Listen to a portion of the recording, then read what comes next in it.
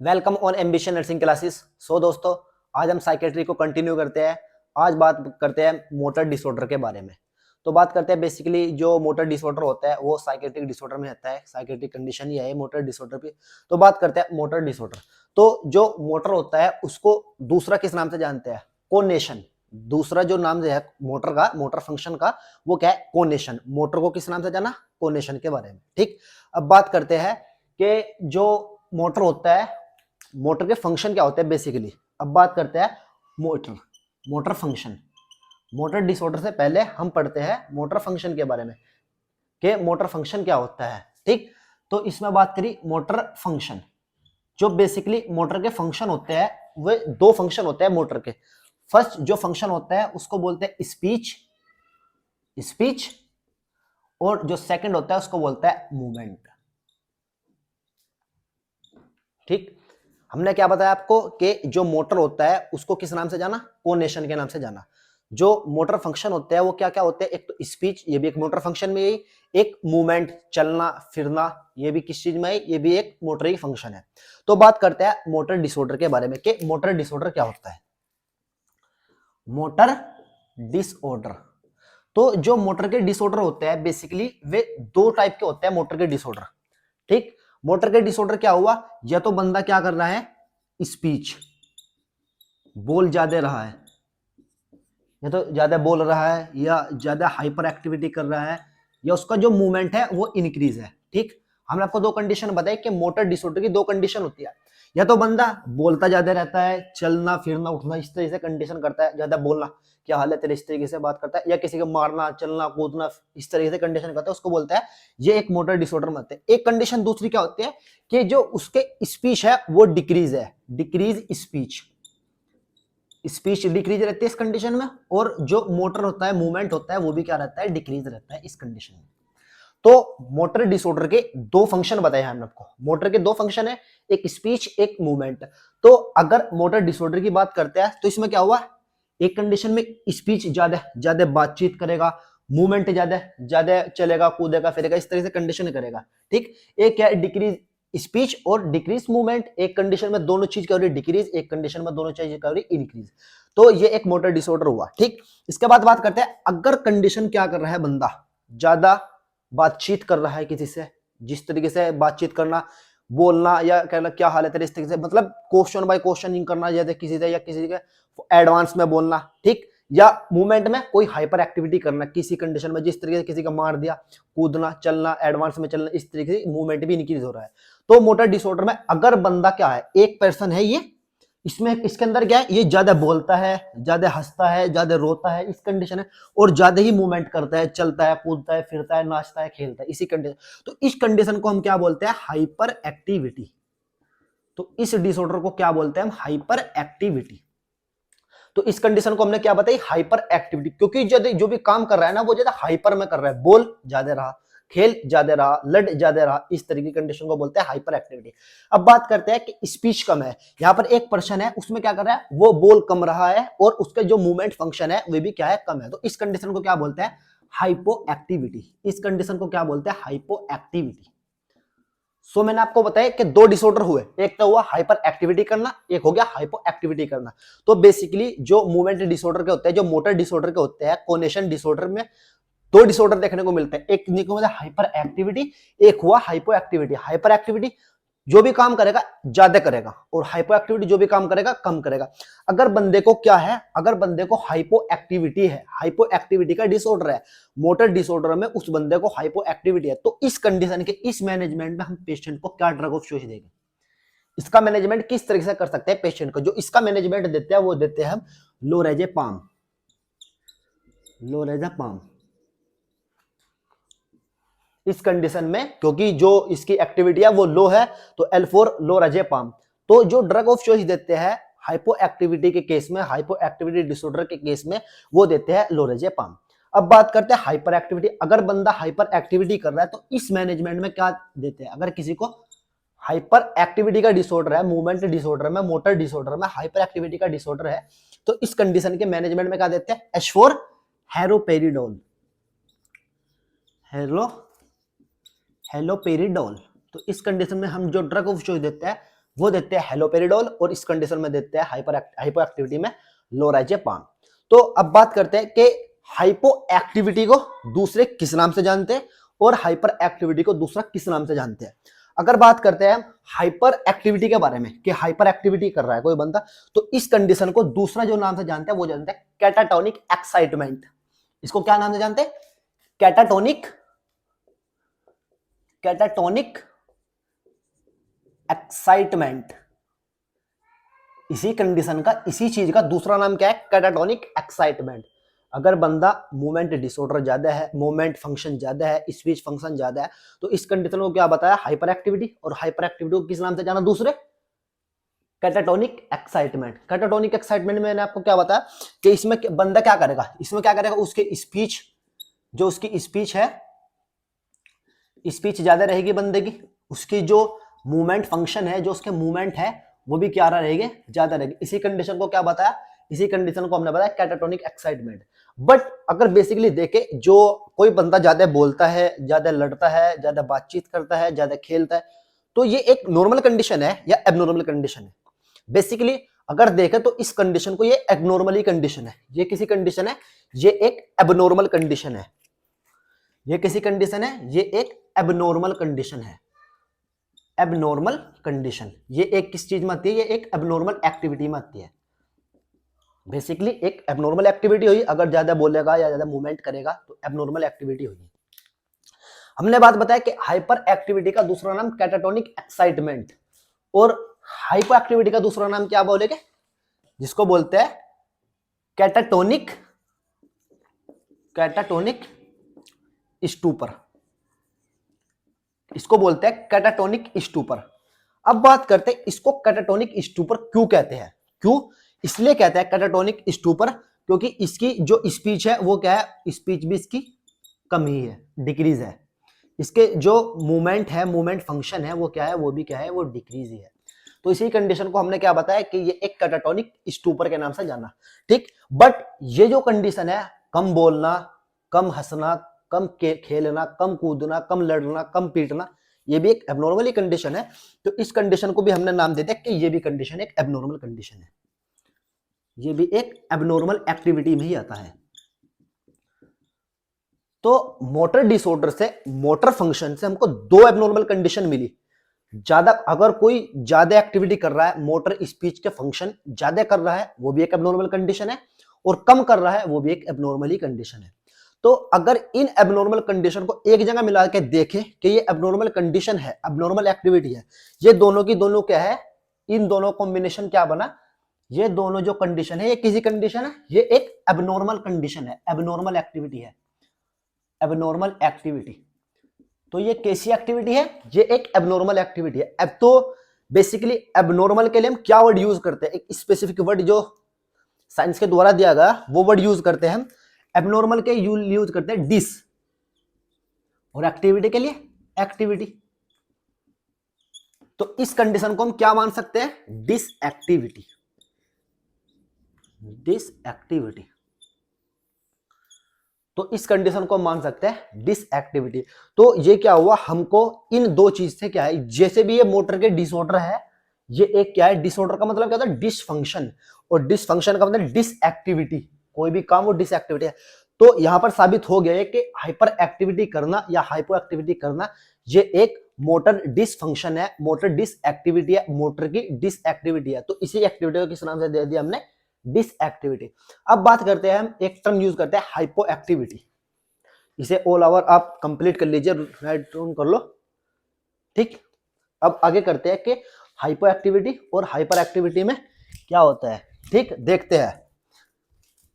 मैंने क्या बताया आपको कि जो भी मोटर डिसऑर्डर हुआ कि उसको हम क्या साबित कर दिया कि ये दोनों की दोनों कंडीशन एबनॉर्मल कंडीशन है।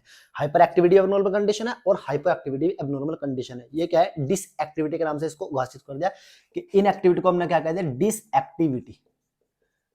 इन कंडीशन को हमने क्या बोलते हैं? This activity. ये जो भी दोनों की दोनों मोटर डिसऑर्डर है, ये क्या है? एक डिस एक्टिविटी है। अब बात करें हमने कि जो हाइपो एक्टिविटी है वो क्या है। हाइपो एक्टिविटी के बारे में बात करते हैं पहले। फर्स्ट ऑफ ऑल के हाइपो एक्टिविटी क्या है? हाइपो एक्टिविटी का मतलब क्या है? हाइपो एक्टिविटी का मतलब हमने ये बताया कि जो पेशेंट है, अगर उस बंदे को हाइपो एक्टिविटी है, जो पेशेंट है उस बंदे को हाइपो एक्टिविटी है, तो उसके अंदर दो कंडीशन देखने को मिली। एक तो उसकी जो स्पीच है वो क्या मिली? वो डिक्रीज मिली। जो उसके स्पीच है, बोल रहा है, मसल टोन, उसकी बोलने की टोन है जो, वो क्या क्या है? कम है। और दूसरा क्या है? उसकी डिक्रीज है मूवमेंट, जो उसका मूवमेंट फंक्शन है वो भी उस बंदे का क्या है? डिक्रीज है। तो हाइपो एक्टिविटी में क्या मिला? डिक्रीज मूवमेंट और डिक्रीज स्पीच। ओ अब बात करते हैं कि डिक्रीज स्पीच को हम किस नाम से जाने। एक स्पेसिफिक नाम दे दिया हम डिक्रीज स्पीच को, म्यूट। आपने देखा है जब कॉल वगैरह करते हो तो उसमें म्यूट का ऑप्शन रहता है, अगर म्यूट दबा दिया तो हम कुछ भी बोले उस बंदे को आवाज ही नहीं जाएगी, तो उस कंडीशन को बोलते हैं म्यूट। तो इस कंडीशन में क्या रहता है? जो पेशेंट रहता है, अगर उसकी कंडीशन में कि डिक्रीज कर रहा है उसकी स्पीच, तो उसको क्या लगे? म्यूट। और डिक्रीज कर रहा है एक्टिविटी, उसको क्या है? जो उसकी एक्टिविटी है वो डिक्रीज है। ठीक, इसमें जो मूवमेंट फंक्शन है वो भी क्या है? उसका डिक्रीज है। उस कंडीशन में जो उसका मूवमेंट है वो क्या है? डिक्रीज है। उसकी जो एक्टिविटी है वो क्या है? वो डिक्रीज है। तो हाइपो एक्टिविटी में स्पीच डिक्रीज होना म्यूट बोलते हैं, और उसका मूवमेंट डिक्रीज होना कि उसके जो मसल टोन है वो क्या है? वो डिक्रीज है, वो मूवमेंट है। ठीक, इसमें बात करते हैं कि अगर हम म्यूट को और मूवमेंट को दोनों को एक जगह कंबाइन कर दें तो इस कंडीशन को क्या वर्ड देंगे? एक स्पेसिफिक नाम देते हैं इसको, जिसको बोलते हैं स्टूपर। जिसको बोलते हैं स्टूपर। ठीक, अगर बंदा स्पीच कम है और मूवमेंट भी उसके फंक्शन क्या है? कम है, लो है, तो इस कंडीशन को हमने एक स्पेसिफिक नाम दे दिया जिसका नाम है स्टूपर। ठीक, इसका नाम दे दिया हमने स्टूपर। तो स्टूपर, स्टूपर किस कंडीशन में देखने को मिलता है? जब भी हम हाइपो एक्टिविटी करते हैं, हाइपो एक्टिविटी हुई तो उसको हमने स्पेसिफिक नाम दिया कि इसका नाम स्टूपर है।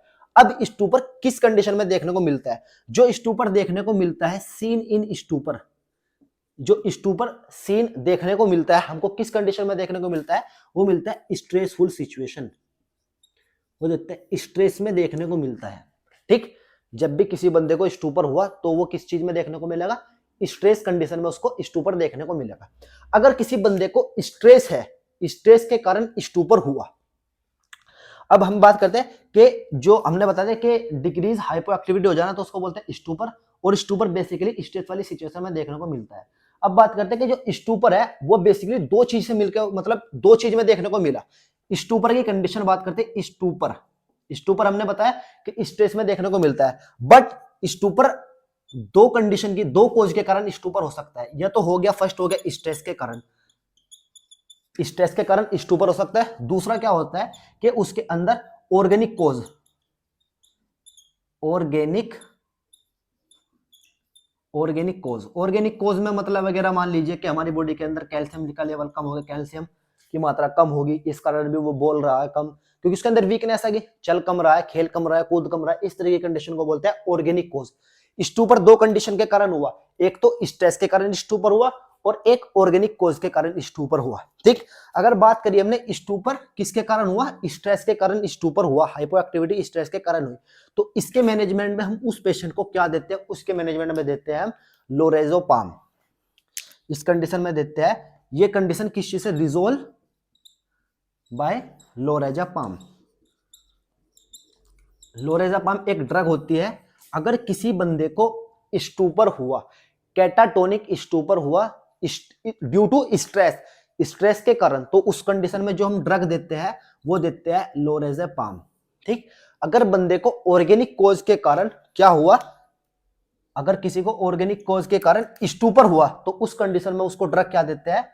तो जो कंडीशन इसके मैनेजमेंट में क्या है, इसके मैनेजमेंट में ये है कि ये कंडीशन लोरेजेपाम से ट्रीट नहीं होगी। अगर ऑर्गेनिक कोज के कारण स्टूपर हुआ तो वो लोरेजेपाम से ट्रीट नहीं होगी। अगर स्टूपर स्ट्रेस के कारण हुआ, स्ट्रेस के कारण स्टूपर हुआ तो इस कंडीशन में लोरेजेपाम से रिजोल्व हो जाएगी। तो इस कंडीशन में नॉट रिजोल्व बाय लोरेजापाम, लोरेजापाम से ये कंडीशन रिजोल्व नहीं होगी, तो इस कंडीशन में उसको क्या देगा? इस कंडीशन में देते हो कैल्शियम दे दिया, प्रोटीन वगैरह, अंडा वगैरह, पनीर वगैरह, इस तरह की कंडीशन खुआएगा उसको, मतलब बढ़िया फिट करना है, फिजिकली हेल्थी करना है। तो हमने बताया कि जो हाइपो एक्टिविटी है उस चीज से हमको क्या मिला, स्टूपर। तो इसीलिए हमने उसको प्रीवियस वीडियो में क्या बताया था, अभी उसमें हमने बताया था कि जो स्टूपर होता है उसको हमने क्या बताया, कैटाटोनिक स्टूपर है। कैटाटोनिक स्टूपर का मतलब क्या होगा, हाइपो एक्टिविटी डिक्रीज हो जाना, हाइपो एक्टिविटी में हो जाना बंदा, उसको बोलते हैं कैटाटोनिक स्टूपर। तो स्टूपर हमने आपको बताया कि स्टूपर दो कंडीशन के कारण हो सकता है, स्ट्रेस के कारण भी हो सकता है और ऑर्गेनिक कॉज के कारण भी हो सकता है। ऑर्गेनिक कॉज के कारण तो लोराज़ेपम से रिजोल्व नहीं होगा, ट्रीट नहीं होगा, उसके लिए उसको मेडिकली मतलब कि कैल्शियम वगैरह खिलाना पड़ेगा। अगर बंदे को स्ट्रेस के कारण क्या हुआ, स्टूपर हो, तो इस कंडीशन में हम ये क्या करते हैं, लोराज़ेपम से वो बंदा रिजोल्व हो सकता है। ठीक, ये कंडीशन हो गई हाइपो एक्टिविटी। हाइपो एक्टिविटी में क्या होता है, डिक्रीज स्पीच और डिक्रीज मूवमेंट फंक्शन। इन इसको बोलता है म्यूट और इसको बोलता है मूवमेंट फंक्शन डिक्रीज हो गया, तो उसके बॉडी के टोन कम हो गए। तो इस कंडीशन को अपने स्टूपर यहां से मिला हमको, इन दोनों को मिला के स्टूपर हुआ। और स्टूपर स्ट्रेस की सिचुएशन में देखने को मिलती है। स्टूपर से दो कंडीशन से स्टूपर हो सकता है, स्ट्रेस के कारण भी, ऑर्गेनिक कॉज के कारण भी। स्ट्रेस के कारण हुआ तो लोराज़ेपम से रिजोल्व हो सकता है, और ऑर्गेनिक कॉज के कारण हुआ तो उसके लोराज़ेपम से ट्रीट नहीं कर सकते इसको। इसके बाद हम बात करते हैं कि अगर बंदे को क्या हुआ, ये तो हमने बात कर दी हाइपो एक्टिविटी के बारे में। अब बात करते हैं hypo activity. Hypo activity, hypo activity को दूसरा किस नाम से जानते हैं हम, catatonic, catatonic excitement. Catatonic excitement है किसी के प्रति ज्यादा उत्साहित होना, कि भाई मैं बहुत ही एक्साइटमेंट हूं। एक्साइटमेंट होगा तो बंदा, अगर कोई बंदा ज्यादा एक्साइटमेंट है तो किस कंडीशन में देखने को मिलते हैं, अगर साइकेट्रिक के अंदर देखें, अगर कोई बंदा हाइपर एक्टिविटी कर रहा है तो वो बंदे को क्या है, हम कह सकते हैं वैसे मेनिया है। तो बेसिकली जो हाइपो एक्टिविटी देखने को मिलती है वो डिप्रेशन वाले पेशेंट को देखने को मिलती है, डिप्रेशन वाले पेशेंट को। और जो हाइपर एक्टिविटी देखने को मिलती है वो देखने को मिलता है मेनिक पेशेंट को, जो मेनिया का पेशेंट रहता है। इसमें जो उसके मोटर फंक्शन होते हैं वो क्या रहता है, वो डिक्रीज रहता है उसके अंदर मोटर फंक्शन। ठीक, इस कंडीशन में जो उसको ड्रग ऑफ चॉइस देता है वो देता है हेलोपेरिडोल। हेलोपेरिडोल, हेलोपेरिडोल का मतलब क्या हुआ कि वो हाइपर एक्टिविटी कर रहा है तो उसको हेलोपेरिडोल दी, क्योंकि उसकी हाइपर एक्टिविटी कम हो जाएगी। तो ये कंप्लीट हुआ आपका hyper activity and hypo activity. Hyper activity and hypo activity को मतलब ये एक मोटर का डिसऑर्डर हो सकता है, जिसको मोटर को क्या बोलते हैं, कोनेशन। ठीक, ये एक दोनों ये डिसएक्टिविटी है, ये एबनॉर्मल एक्टिविटी है। ठीक, इसके बाद हम बात करते हैं कि ये आपका कंप्लीट हुआ hyper activity and hypo activity. इसके बाद क्या कहते हैं कि ये दोनों की दोनों एबनॉर्मल एक्टिविटी है। अब बात करते हैं अदर डिसएक्टिविटी। ये दोनों क्या है, डिसएक्टिविटी है, हाइपर एक्टिविटी भी हाइपर एक्टिविटी भी। अब इनके अलावा भी हम कुछ डिसएक्टिविटी के बारे में देखते हैं कि क्या होती है डिसएक्टिविटी। तो यही से कंटिन्यू करते हैं हम कि अदर डिसएक्टिविटी क्या क्या होती है। अदर डिसएक्टिविटी, अगर हाइपर एक्टिविटी कर रहा है बंदा तो H4 हाइपर एक्टिविटी, तो उसके ड्रग ऑफ चॉइस में क्या देते हैं, हेलोपेरिडोल। और कर रहा है लो एक्टिविटी, हाइपो एक्टिव, तो L4 लोराज़ेपम। ठीक, स्टूपर मैंने बताया, अगर कम बोलना और कम बातचीत करना, कम चलना, कम लड़ना, उसी कंडीशन को बोलते हैं स्टूपर। और स्टूपर वाली हाइपर एक्टिविटी ज्यादा डिप्रेशन वाले पेशेंट को देखने को मिलती है, और जो हाइपर एक्टिविटी है वो मेनिक पेशेंट को देखने को मिलती है। इसके बारे में बताते हैं कि अदर डिसएक्टिविटी। अभी हमने दो डिसएक्टिविटी के बारे में जाना, अब बात करते हैं कुछ अदर डिसएक्टिविटी। तो अदर डिसएक्टिविटी क्या होती है, other डिसएक्टिविटी,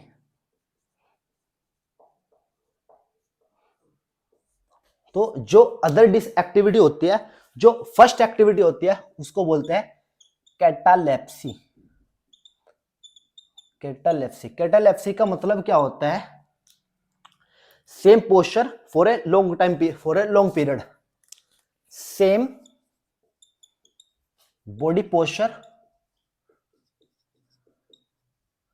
for a long time period. यह मैं आपको एग्जांपल के तौर पे बढ़िया तरीके से एक्सप्लेन करेंगे कि कैटालेप्सी क्या होता है, और दूसरी जो कंडीशन होती है उसको बोलते हैं वैक्सी फ्लेक्सिबिलिटी। दूसरी हुई वैक्सी फ्लेक्सिबिलिटी। इसमें क्या होता है, wax like resistance when, wax like resistance when give passive movement. जब भी हम पैसिव मूवमेंट देते हैं तो हमको क्या लिखता है, एक वैक्स लाइक फ्लेक्सिबिलिटी देखने को मिलता है, वैक्स लाइक असेसमेंट देखने को मिलता है। इसके बाद जो थर्ड हुई उसको क्या बोलते हैं, जो आपने मैंने आपको बताई कि एक होगी कैटालेप्सी, एक होगी वैक्सी फ्लेक्सिबिलिटी, और जो थर्ड होती है उसको बोलते हैं गन-गेल्टन हेल्टन। तो तीन एक्टिविटी हुई, एक हुआ GUN गन-गेल्टन एक्टिविटी, एक हुआ वैक्सी फ्लेक्सिबिलिटी, एक हुआ कैटालेप्सी। इसको किस तरह से डिफाइन करेंगे, इसको डिफाइन करेंगे इक्वल एंड अपोजिट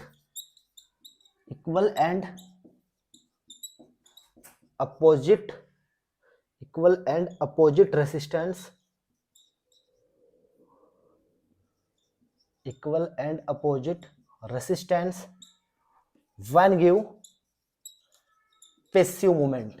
जब भी हम पैसिव मूवमेंट देते हैं तो हमको इक्वल एंड अपोजिट रेसिस्टेंस देखने को मिलता है। अब सबसे पहले बात की कि इसमें हम क्या प्रोवाइड कर रहे हैं, पैसिव मूवमेंट।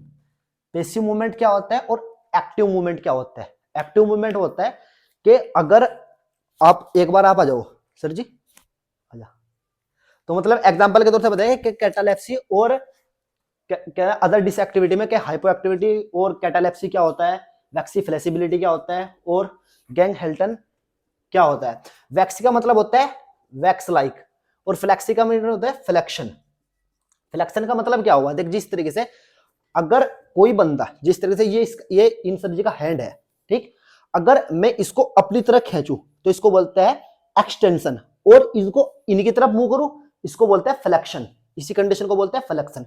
अब बात करते हैं कैटालेप्सी क्या है, same body posture for long time period, के लॉन्ग टाइम पीरियड के लिए आप सेम पोस्चर बनाओ, कोई भी ऐसा पोस्चर बना लो, बिल्कुल खड़े हो, इसका सेम पोस्चर है, या अक्षय कुमार की तरह इस तरह खड़ा हो गया, तो इसी कंडीशन को बोलते हैं same body posture for long time period. अगर कोई बंदा लॉन्ग टाइम पीरियड के लिए सेम बॉडी पोस्चर बना रहा है, सीधे खड़ा है, किसी से कोई मतलब नहीं, अगर कोई ट्रेन भी निकल के चल जाए कुछ फर्क नहीं पड़ना भाई पे, इसको खड़ा है, तो इस कंडीशन को बोलते हैं कैटालेप्सी। ये एक डिसएक्टिविटी बनता है। दूसरा होता है वैक्सी फ्लेक्सिबिलिटी। वैक्सी फ्लेक्सिबिलिटी का छोड़ दो, वैक्सी फ्लेक्सिबिलिटी का मतलब क्या होता है, वैक्स लाइक। वैक्सी का मतलब वैक्स और फ्लेक्सी का मतलब फ्लेक्शन। तो wax like resistance when give passive movement. Passive movement क्या हुआ कि मैंने इसको मूवमेंट कराया, दूसरे बंदे ने इनके हाथ को मूवमेंट कराया, यह पैसिव मूवमेंट। अब खुद करो ये मूवमेंट, इस मूवमेंट को बोलते हैं एक्टिव मूवमेंट, क्यों अपनी बॉडी खुद ही मूवमेंट करा रहा है, उसको बोलते हैं एक्टिव मूवमेंट। और अगर मैं कराऊं इसको बोलते हैं पैसिव मूवमेंट। तो वैक्सी फ्लेक्सिबिलिटी क्या हुआ, wax like resistance when give passive movement. जब मैं इनको क्या पैसिव मूवमेंट प्रोवाइड कराता हूं तो मुझको मतलब वैक्स लाइक, मोम की तरह, मतलब ज्यादा टाइट ना करो और ज्यादा ढीला ना करो, इस तरीके से। इस कंडीशन को बोलते हैं कि जिस तरीके से नर्स है, नर्स क्या करेगी जब बीपी लेते हैं तो उनको इस तरीके से हाथ खोलो, इसको एक्टिव मूवमेंट का नाम, नर्स पेशेंट खुद कर रहा है तो एक्टिव मूवमेंट, और मैं करा रहा हूं तो पैसिव मूवमेंट। तो इस कंडीशन में अगर मुझको वैक्स लाइक रेसिस्टेंस दिख रहा है पैसिव मूवमेंट कराने पे, उस कंडीशन को बोलते हैं वैक्सी फ्लेक्सिबिलिटी। वैक्स लाइक मतलब बहुत ही ऐसा मामूली सा वैक्स वाला रेसिस्टेंस, जिस तरीके से मोमबत्ती का रेसिस्टेंस होता है इस तरीके से मूवमेंट करा रहा है, इस कंडीशन को बोलते हैं वैक्सी फ्लेक्सिबिलिटी। और बात है गन-हेल्टन रेसिस्टेंस, किसको बोलते हैं, गन-हेल्टन एक्टिविटी किसको बोलते हैं, इस condition equal and opposite resistance when give passive movement. मतलब पूरा टाइट कर लो इसे पूरा टाइट कर लो, हाथ को पूरा टाइट कर लो जी, हाँ करो हाथ को, मैं इसे हाथ को खींचू पूरा टाइट कर लो, मतलब खींच नहीं रहा मेरी तरफ, ये कि अपोज में खींचने के लिए बहुत कोशिश कर रहा, पूरा मतलब पूरा टाइट करो, एकदम खींच नहीं रहा, तो मतलब कि इक्वल एंड अपोजिट रेसिस्टेंस। जिस तरीके से मतलब पंजा लड़ा है तो मतलब पूरा रेसिस्टेंस करना, इधर खींच इधर फेंकने का, बट नहीं हो रहा, इसी कंडीशन को बोलते हैं गन-हेल्टन एक्टिविटी। तो जा सकता है, तो ये आपका कंप्लीट हुआ। ये अदर डिसएक्टिविटी, ये एक मोटर फंक्शन के लिए अदर डिसएक्टिविटी। हमने आपको 5 डिसएक्टिविटी बताई, एक था हाइपो एक्टिविटी, एक हाइपर एक्टिविटी, थर्ड क्या बताई, कैटालेप्सी के सेम बॉडी पोस्चर पे खड़ा, इस तरीके से खड़ा, उसको बोलते हैं कैटालेप्सी। और वैक्सी फ्लेक्सिबिलिटी का मतलब वैक्स लाइक रेसिस्टेंस, जब मैं इसको खींचू तो जब ये मेरी तरफ आ रहा है, और जब इसको प्रो करो तो इस तरफ जा रहा है, तो इसी कंडीशन को वैक्सी फ्लेक्सिबिलिटी। और थर्ड हुआ आपका 5वां गन-हेल्टन रेसिस्टेंस या एक्टिविटी, इसको बोलते हैं equal and opposite resistance when give passive movement. जब भी मैं पैसिव मूवमेंट कराता हूं तो मतलब कि जितनी जान मैं इसे खींचने के लिए लगाऊंगा ना, वो बंदा उतनी जान तरफ खींचने के लगा, तो मतलब कि खींच नहीं पाएगा, अपोजिट एंड इक्वल रेसिस्टेंस रहेगा दोनों कंडीशन। तो ये आपका कंप्लीट हुआ क्या, मोटर डिसऑर्डर। तो मोटर डिसऑर्डर में 5 बेसिकली 2 डिसऑर्डर होते हैं, तो 3 डिसएक्टिविटी मैंने और आपको बताई। अब की जो नेक्स्ट वीडियो में आपको बताएंगे वो बताओगे रिपीटेड एक्टिविटी के बारे में। तो नेक्स्ट वीडियो जल्दी आएगी। अगर आपको इस वीडियो में कोई भी डाउट्स वगैरह हो तो प्लीज आप कमेंट सेक्शन में बता सकते हैं, और ज्यादा से ज्यादा मतलब चैनल को लाइक शेयर एंड सब्सक्राइब करें। Thank you.